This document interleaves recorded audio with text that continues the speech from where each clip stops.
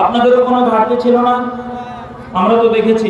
আপনারা হুজুর নিয়ে কেউ কোনো বাজে মন্তব্য করিয়েন না যে হেলিকপ্টারের টাকা নিয়ে হুজুর এখন আসবে না, এরকম কথা বলিয়েন না। কারণ বিগত এরকম ওয়েদার খারাপ হওয়ার কারণে অনেক মাহফিলই ক্যান্সেল হয়ে গিয়েছে।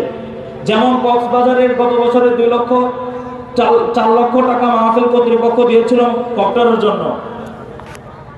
মাহফিল যেতে পারেনি, ওয়েদার খারাপ, দুর্যোগের কারণে, এই যে কুয়াশার কারণে যেতে পারেনি, রাডার অনুমতি দেয়নি। এটা তো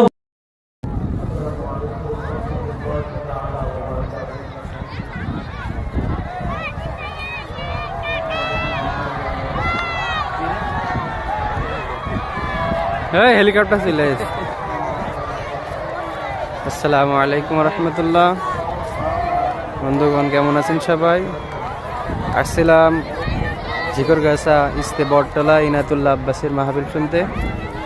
বাদ জুম্মা বয়ান করার কথা ছিল, কিন্তু এখন বাজে 3:30।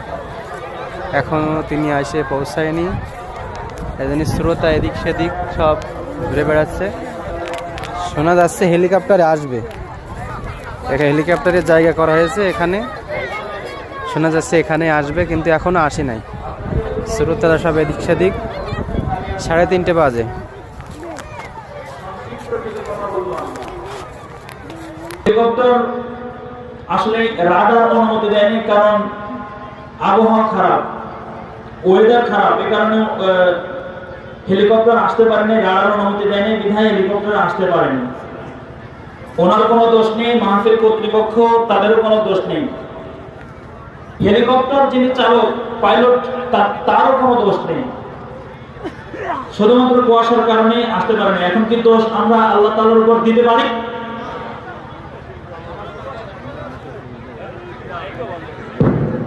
এখন আমার ভাইরা, আমরা আল্লাহ সুবহানাহু ওয়া তাআলার নগণ্য বান্দা। আমরা কি হুজুর হেলিকপ্টার নিয়ে আসতে পারে নাই, ওয়েদার খারাপ, আবহাওয়া খারাপ, প্রাকৃতিক দুর্যোগের কারণে, আমরা কি এই কারণে আল্লাহ রাব্বুল আলামিনকে দোষারোপ করতে পারি? পারি না।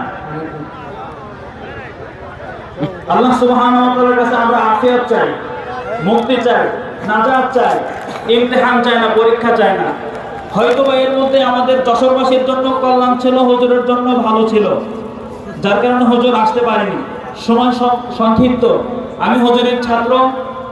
আমি আপনাদের যশোরে এই মাহফিল সম্পাদন করার জন্য দুদিন আগে এসেছিলাম। তো আলহামদুলিল্লাহ আপনাদের যে আয়োজন অনেক বড়, মাশাআল্লাহ। আপনাদেরও কোনো ঘাটতি ছিল না? আমরা তো দেখেছি। আপনারা হুজুর নিয়ে